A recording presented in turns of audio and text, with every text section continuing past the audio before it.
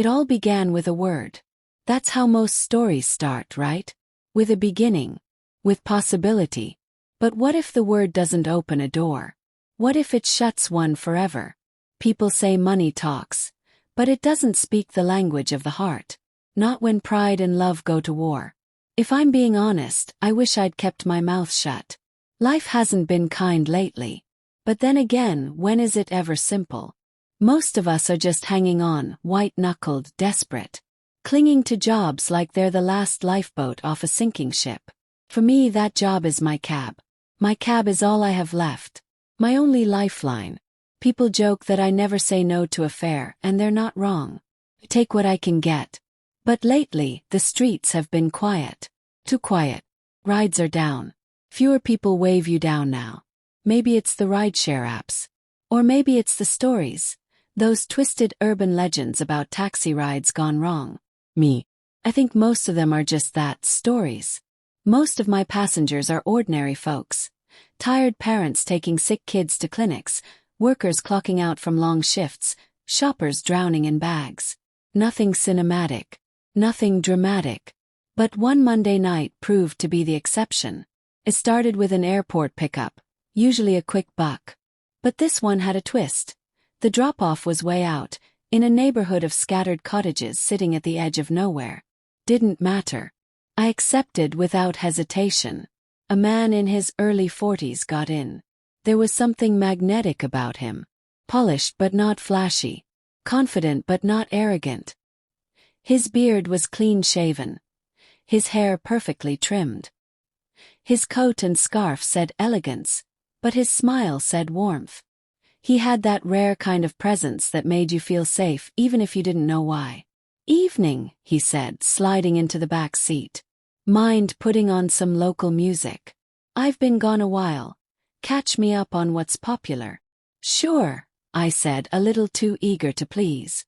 "Name's Eugene," he added with a grin. "Harry," I replied. And just like that, the ride became a conversation. He talked as if he hadn't spoken in days. His eyes drifted from the window, soaking in every tree, every turn, every old storefront like he was reuniting with memories. "You never realize how deep your roots run until you've been away too long," he said softly. "This is my 6th time working overseas. You'd think I'd be used to it by now, but every time it pulls at me." He smiled like he was confessing something sacred. "I brought back gifts for my wife. She's always dreamed of a real wedding. White doves, storybook dress, the works. This time I'm making it happen." He paused, his tone shifting from light to reflective. "I lost everything once. Built a business from scratch, watched it crumble. But she stayed. She believed in me when no one else would. She's something special." I was moved. I admired him. Here was a man who had fallen and still chose to love, to hope, to rebuild. He wasn't rich, not in the way people measure wealth, but he had something more valuable, a heart that never gave up. When we arrived, he leaned forward, guiding me through narrow lanes between old cottages. "Turn here. Second house." As I slowed, something clicked. I told him I'd picked someone up from this same address recently. He froze for a moment. "You did?" he asked, voice still calm, but something had shifted. His smile thinned, and the warmth in his voice cooled. "What did he look like?" I hesitated, realizing too late I might have said too much. "Tall guy. Dark hair. Kinda casual vibe." Eugene's silence said more than words could. His eyes turned glassy. His jaw tightened. He didn't need to explain. I saw it. His heart was breaking, and I had just handed him the hammer. "That was her ex," he whispered. "She told me he was out of the picture." There was nothing more to say. He got out slowly. But he didn't walk to the door. He just stood there, halfway down the path, staring at his home like it had betrayed him. I watched him through the rearview mirror. This man who, moments ago, was full of light and purpose, reduced to a ghost. The guilt settled in my chest like a stone. Back in the city, I pulled into a gas station.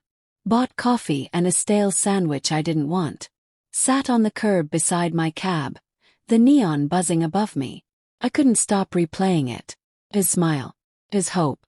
His quiet devastation. Then my phone buzzed. New ride request. Same cottage address. And a generous tip tagged on. I went back. This time, a young woman stood at the curb. 2 overstuffed suitcases. 1 glove missing. Hair tangled under her hood. Her eyes were puffy red. No words were exchanged. I loaded her things. "Take me downtown," she said, her voice sharp but shaky. I looked at the house one last time. There he was, Eugene, watching from the window. His hands gripped the frame like it was the only thing holding him up. When our eyes met, he gave a slow, nearly imperceptible nod. "Thank you." Or maybe a goodbye. The ride was silent. She stared blankly out the window, her breath fogging the glass. She didn't cry. Not anymore. That had already been spent.